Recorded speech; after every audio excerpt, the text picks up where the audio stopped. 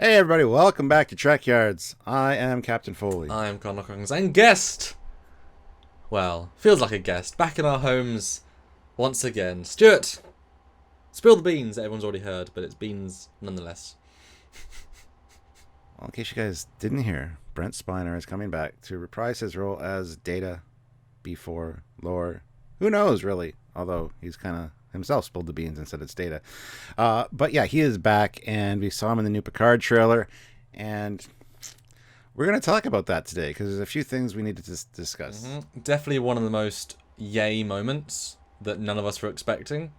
It's notable that Brent Spiner, who was one of the main architects of having Data be killed in Nemesis, he helped write it. He was, sort of insisted in different ways that he would be killed off. Has said over the last 15 years that he would not play Data again because, quote, Data cannot age. He is aging.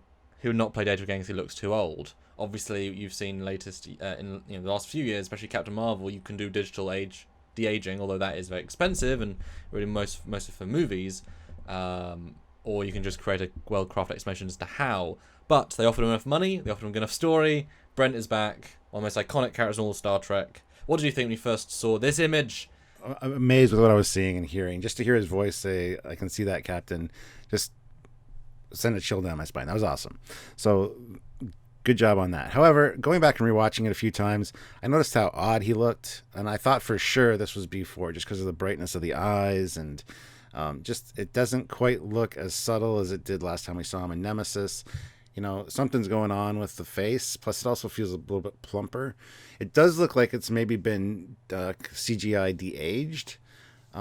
Everything's smoothed out, but to a point where it does not look like Data. I was very convinced this was before when I first saw this, and it could still very well be that. But yeah. My first reaction was, oh wow, but what? I mean, we've got to, if you compare Patrick Stewart looking then to now, he looks much older. He still has the same face, just that face has got more old, as you do in 15 years.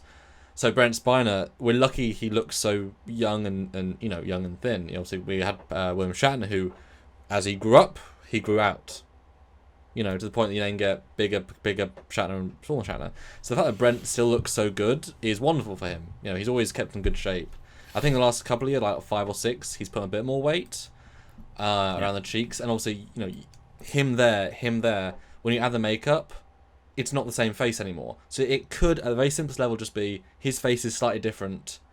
Therefore, now here's a comparison shot I did from Nemesis, from his last appearance, where again you can see the wrinkles of the man coming through the makeup.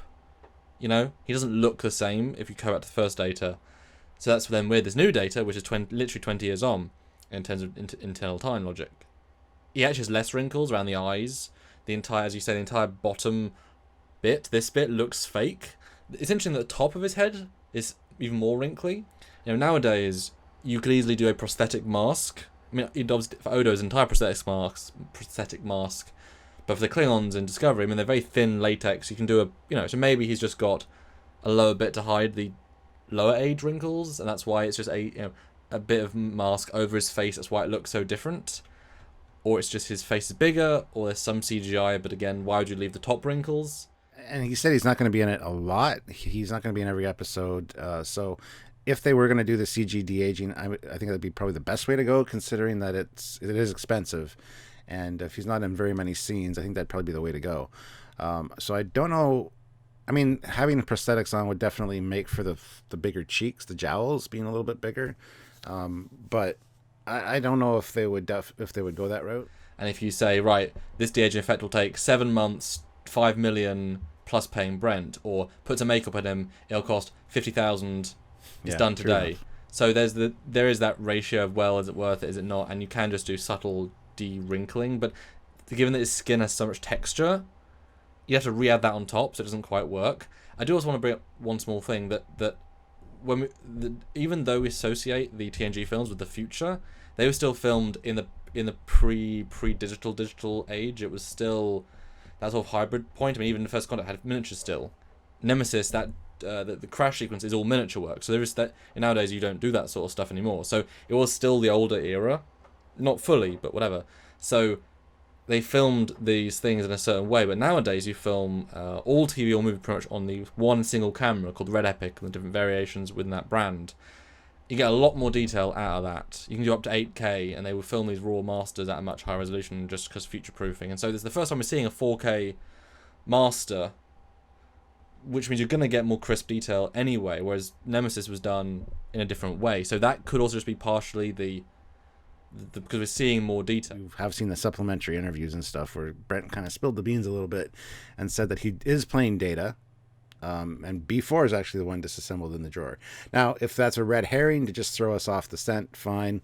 But with the way it was said, who knows? It almost seemed like he shouldn't have said that.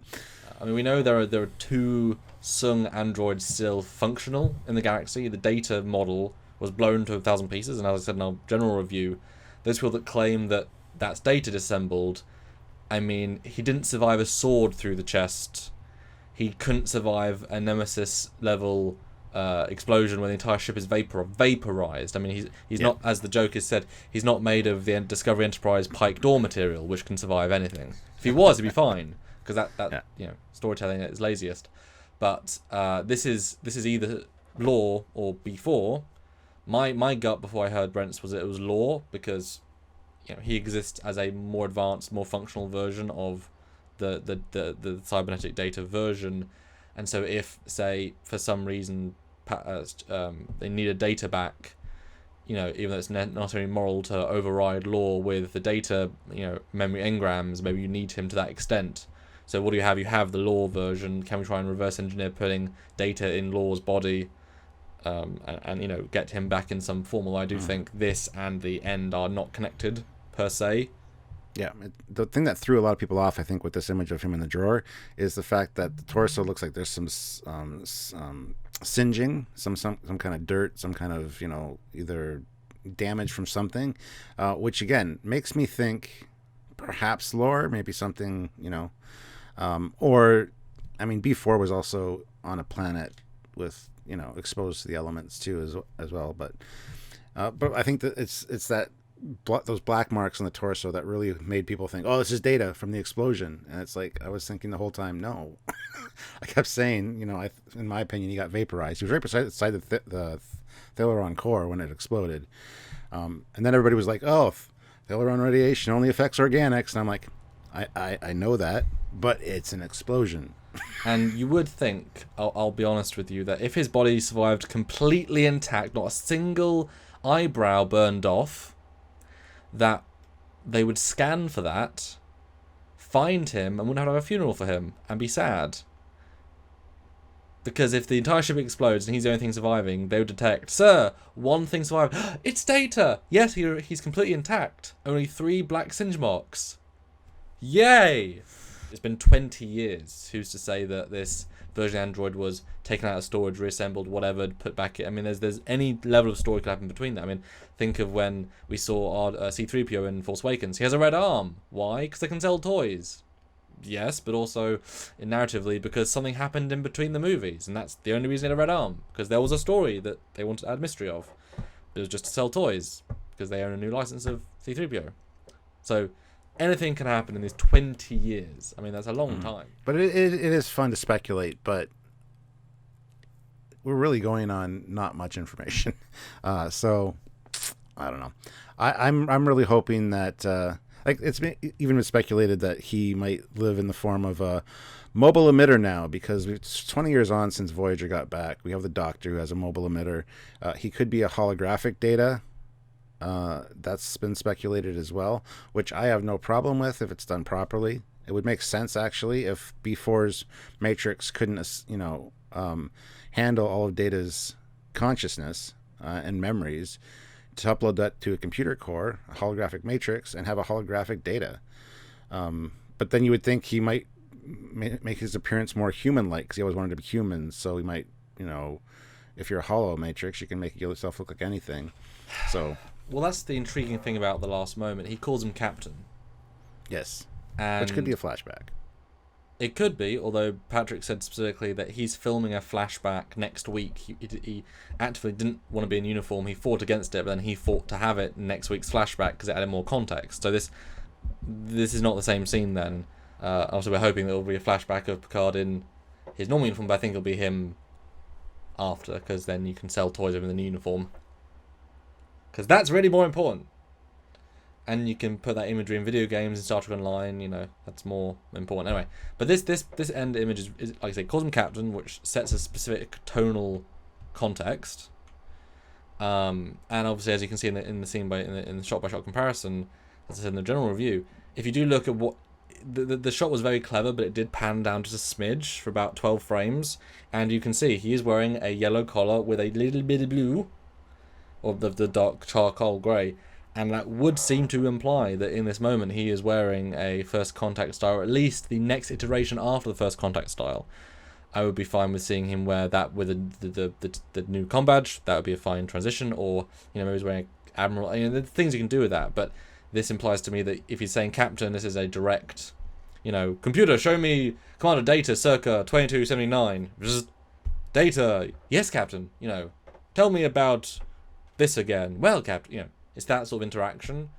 I have a feeling that this Picard series is going to have a lot of different flashbacks, and this could just be from any moment, as a flashback. So it's really hard to say right now, contextually, what this is. It's probably the fact that Picard's also drinking from his old classic cup, which we see in the museum.